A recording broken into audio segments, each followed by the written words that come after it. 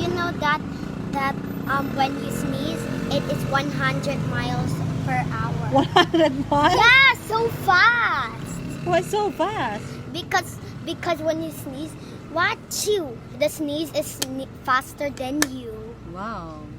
That's okay. So humans cannot defeat the sneeze because of sneeze is so fast.